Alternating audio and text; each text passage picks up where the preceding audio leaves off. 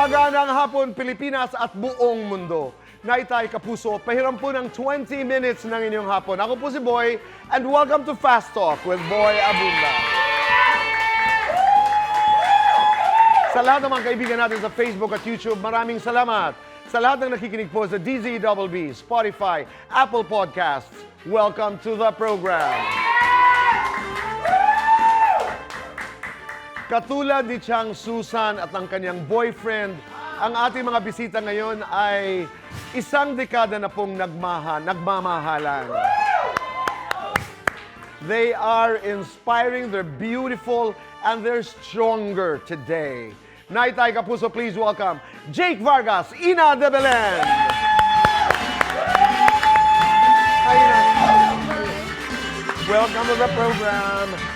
Maraming salamat. Kumusta kayong dalawa? Okay naman. First time mo? First time ko. Tapos tinatanong ni Jay kung ilang beses na napunta dito ang mami mo. Sabi ko, 10. So many times. Dami ng beses. Dami ng beses. Maraming salamat. Hi, Janice. And I'd like to take this opportunity para pasalamatan ang mami mo. Maraming salamat because, katulad ng kwento ko sa inyo, there is this person, and thank you to you, who sells clothes in Thailand. Tapos pinadala ako ng skirt. Oo, na pinadala naman ng mami mo sa bahay. Maraming salamat. Thank you very much. You celebrated your birthday last week and you turned 20. 30, 40. At least inaamin yan. Yung totoo. Galing. Paano ka nag-diwang ng iyong kaarawan? Siguro, Tito Boy, nag-celebrate kami. Kasama ko yung mga friends ko. And kasama ko yung mga ka-bandmates ko. And yung mga friends din ni Ina. Pero Jay, Yes, Tito Boy. marami pa rin ba ang na-surprise na 30 ka na? Actually, Tito Boy, minsan pag may nakasalubong ako, pag sinabi ko yung age ko na totoo, nagugulat sila, 34 ka na? Mukha kang 20. Oo nga. Mga ganun. As an actor, is that good? Is that bad? It's good, Tito Boy, kasi malaking bagay para din sa akin yan, kasi mukha pa rin akong bata. Di ba? You've lived together for 5 years now. Yes. Bakit kayo nagdesisyon mag-live-in? Actually, Tito Boy, something happened kasi 5 years ago. So, I think my mom just suggested, she actually was the one who suggested na, ba't di na lang kayo mag-live-in? Kasi during that time also, I was always not at home anymore. Halos every day, every week, siya na yung kasama ko. So that was also the time na parang sabi ng mom ko, why don't you guys live together? Anong reaction mo? Nung una, Tito Boy, syempre nagulat ako kasi sabi ko, totoo ba to? But then, leading up to that, I have already thought about it. We were talking about it na rin. Pero hindi naman kami talaga nagpaplano na, ito yung gagawin natin na. Let's talk to my parents about it. Ganon. So when she said that, parang yun na rin yung blessing niya siguro na it's okay for you guys to... At kanina, yung word, ganun kalaking trust niya, hindi lamang sa inyong dalawa, pero yung pagtitiwala niya doon sa inyong relasyon na nakikita niya. Yes. Anong reaction mo nung nalaman mo? Nagulat din ako, Tito Boy. Kinabahan ka? Medyo. Kasi magliliban na kami, iba kasi usapan. Ang daming tanong, di ba? Kaya ba namin ito? Kaya ba namin? Or... Anong mangyayari? Yes, Tito Araw-araw kami magkakasama. Yes, and siguro, iniisip ko na lang, love naman namin ng isa't isa. Siguro, Yes. We'll make it work. yes, makakaya naman namin. That's a good decision, di ba? Halimbawa, in a situation like that, maraming tanong, pero at the end, we will make it Yes, work. Tito Boy. What is your message to people? To people eavesdropping on this conversation na hindi naniniwala sa live-in na setup? Siguro, you guys don't have to have the same setup as us. This is just what works for us right now. This is what makes us happy.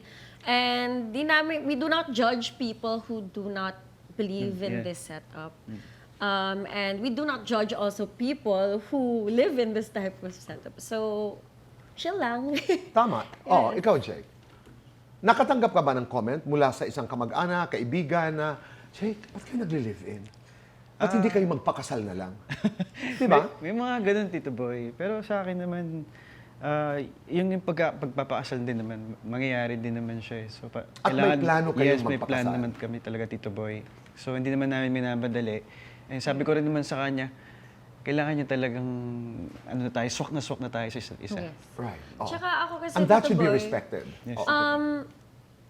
A few years ago, ayoko naman talaga. And I told him this many times. I did not want to get married No. because of what happened to my parents. But now, medyo okay na ako. Gusto niya na. Gusto ko na. Pag-uusapan natin, maya-maya lamang. Jake, kumusta ang relasyon mo kay Janice sa kay John? Nako, Tito Boy, sobrang goods po. And minsan kapag may mga labas sila, sinasama ako ni Ina, Yes, kumakain all the kami. time. And they always look for him, Tito Boy. Yes, tapos sinelebrate po namin yung birthday ni daddy niya nung last. Yes. Ni daddy mo rin? Yes. Yes no, po. ni daddy John. Yes. Daddy Yes mo po. na rin. Yes. So how was that? Sobrang saya po, sobrang chill lang kami doon. Si Tito Jan, andun yung mga kapatid ni Ina, si Kai, si Yeah, we saw Moy. some of the photos. Yes po. Kyla was there with DJ. DJ. And then Moira with Moira. Her fiancé. Alphonse. Miguel. Alfonso Miguel, di ba? Oo. And then Yuan was there. Yuan was also there, Yuan. yes. Oo, so And my complete. sister, Anechka also. Anechka was there. also there. How was it? Saya, Tito Boy, parang family din talaga kami. Saka si Tito Jan, Jake, okay, lang kaya, chill lang kayo dyan, magsaya lang kayo, huwag kayo mag-alala, dito lang ako. Parang ganun si Tito Jan. So ano ang reaksyon halimbawa kay Miguel, kay DJ, boto ba kayo kay DJ? Yes. You know what, Tito Boy? The many times that we have been spending time with them, nakikita ko na okay siya and masaya yung Kailangan, kapatid of course ko. we're talking about Danielle Padilla. Okay Yes. sila. And you know what? Boto ako sa happiness ng kapatid Oh. ko. And when I see them together, happy sila. No. You know, I was talking to a friend who knows your sister. Sabi niya, do you know that Kyla, among your sisters, kasi she's the one I haven't interacted with. Sabi niya, she's an alpha. Totoo? Oh my God, Tito Boy. Totoo? Yes. Ina? Yes, even sa aming magkakapatid, Tito Boy, you know what? Growing up, we would call her Lola. Kasi she's such an old soul. And si Kyla kasi, she's really mature for her age. Parang sa aming magkakapatid nga siya yung ate. Siya yung bunso. Sabi. Ako yung bunso. So, yeah, she is an alpha. I was told. But, you know, my sister is also very kind and she's so approachable and, yeah, And she's very happy with Danielle. she's happy to That's be. good. Kumusta naman ang relasyon mo sa pamilya ni Jake? I know he's now an orphan like many of us. Yes. But how is your relationship with his side of the family? Okay, Tito Boy, we are also very close. Actually, last week, Last 2 week. weeks ago, we just went to Zambales. We had, punta kami sa resort. Yeah, resort. Yes, kasi birthday din ng ate niya. Kanina you started to talk about marriage, not believing in marriage because of what happened to your parents. Yes. Take me there. Ano yun? Talagang ayaw mo dahil ayaw mong maging katulad sa mom and dad or I something? think there was just a fear na, you know, what if this happens to me? Oo. Kasi when you come from a family that is broken, tendency is as you grow up, you feel more jaded about love.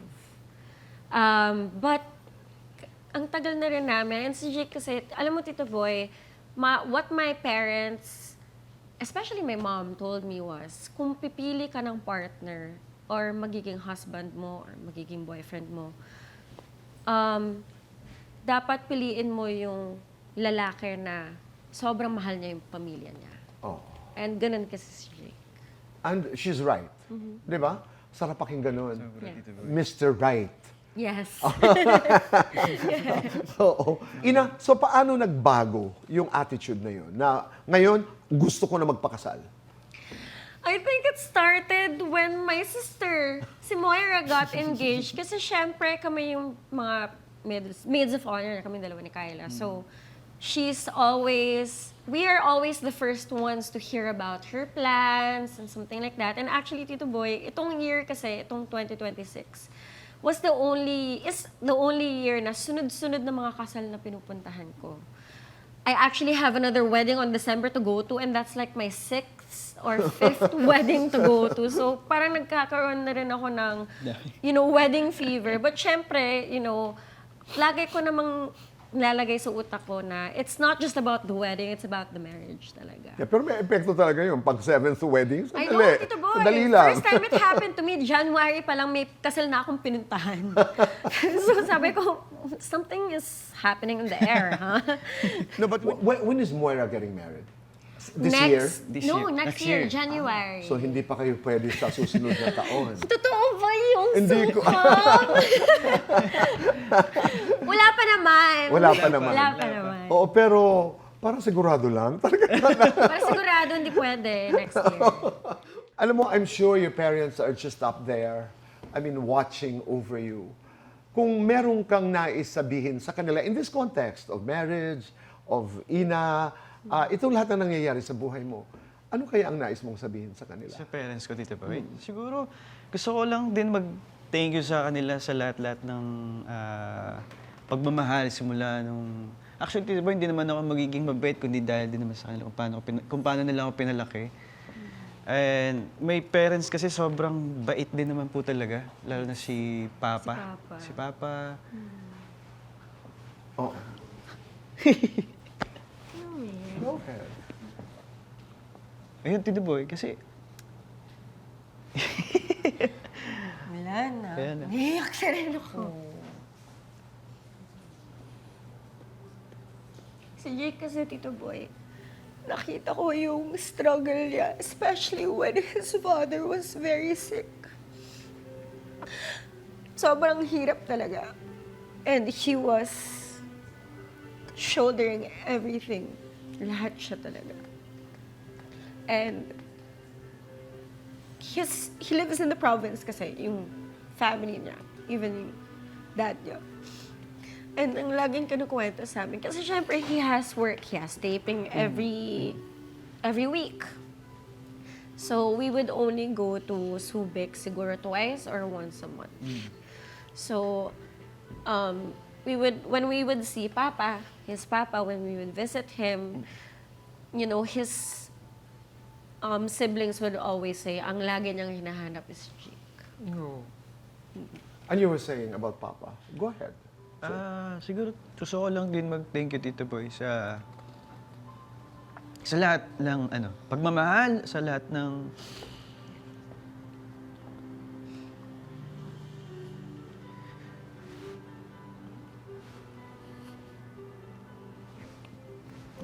Hindi ako pagsalita.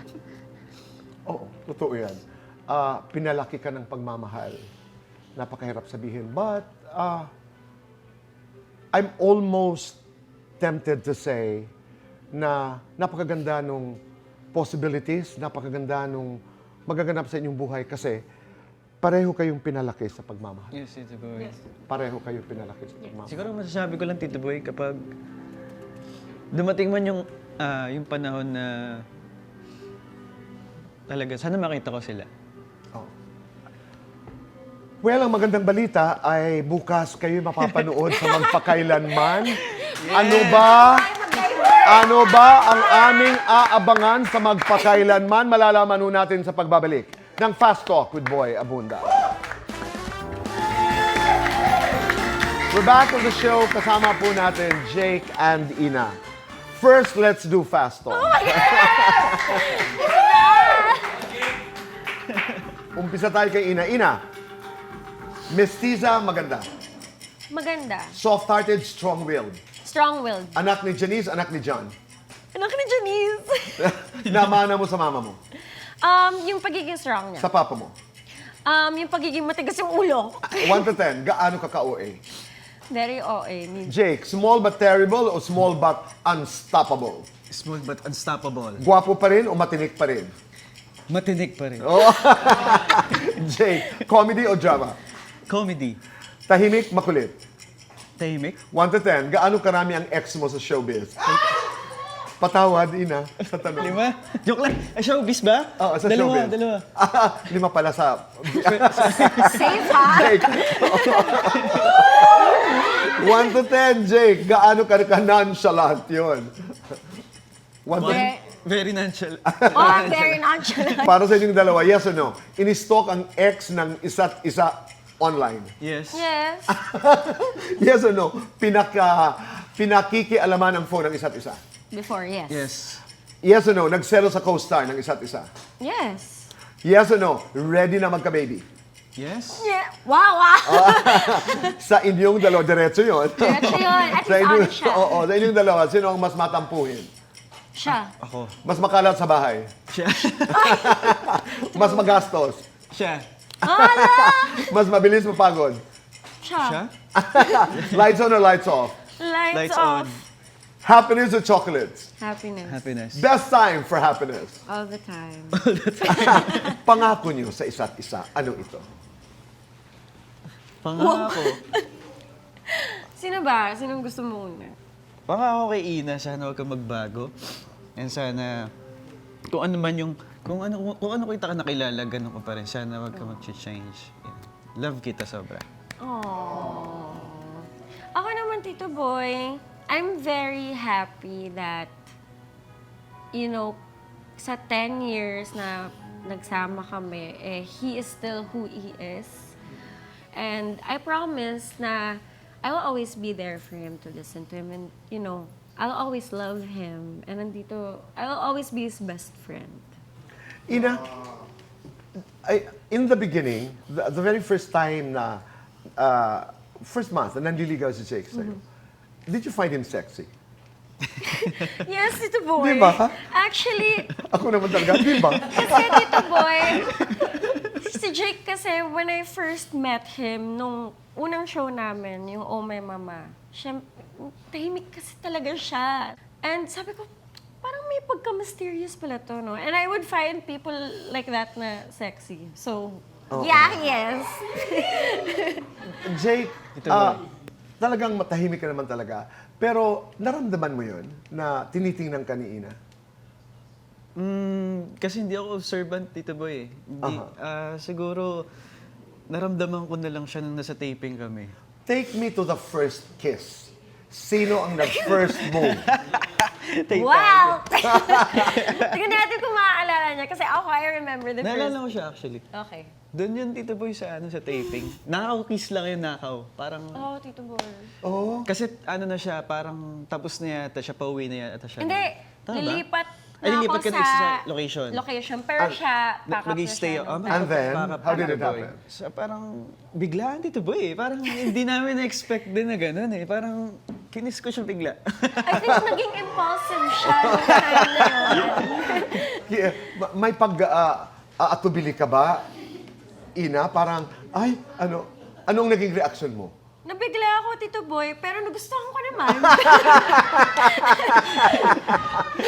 Pero, I was surprised kasi, syempre nung time na yun, maghihiwalay na kami kasi Ng set. tapos na siya. Tapos lilipat na ako. Okay, doon ako hihinto So, akala ko sa first beso kiss. lang to na beso na goodbye. But nakaw na talaga na kiss. Kiss. But it was very fast. Fast Kaya lang sabi ko, talaga. Okay. Nagustuhan mo naman. nagustuhan ka naman. Ano ang aming aabangan? Consensual naman. Oo, that's good. Panuurin natin yan. Sana naroon sa magpakailanman. Anong aming aabangan bukas sa Nako, magpakailanman? Tito Boy, abangan niyo. Lalo na ikaw kasi balita namin napaka-challenging din ng role mo. Yes, Tito Boy. Sobrang, yung abangan niyo po talaga is challenging for me, Tito Boy. First time ko rin siyang gawin sa TV. Yeah. May autism Tito Boy. Challenge for me kasi nag-research pa ako sa kung ano man yung makita ko na pwede kong gayahin or Yes. Mga nuances. nuances. Mahirap siya, Tito Boy. It is actually called Ang Katatagan ng Isang Ina, Yes. The Salome Avila Story. Yes. Si nanay. Bukas po yan sa Magpakailanman. Magpakailanman, yes. Maraming salamat sa inyong dalawa. Thank you po, Maraming Tito salamat Boy. for a wonderful story. Thank you very much. Thank you, Tito Boy. Maraming Tito Boy. salamat. Thank you. Thank you so Thank you, much Tito Boy. for having us here. Of course, For having me here, finally. imbitahan mo ang lahat sa Magpakailan bukas. Yes, guys. Magpakailanman. Bukas na po, 8:15, 8:15. Magpakailanman. Directed by Direk L.A. Madidejos. Kasama po namin dito, of course, Jake Vargas, Inel Belen, si Miss Manicardo Mesa, Miss Elizabeth Oropesa, and Miss Angelo De Leon, guys. Yes, mga batikan. And huwag niyo pong kakalimutan, Pipito Manaloto. Pipito Manaloto, maraming po salamat sa inyo, guys. Thank you. Sa lahat ng suporta. Thank you sa suporta. Ina, Jake, maraming salamat. Tito Boy, thank you. Okay, ngayon na ba tayo magkakasal? Hindi pa. Okay. Naitay, Kapuso, maraming salamat po sa inyong pagpapatuloy sa amin, sa inyong mga tahanan araw-araw. Be kind, make your nanay proud, say thank you. Piliin ang gumawa ng tama, bihuan tama. Goodbye for now. God bless. Yeah!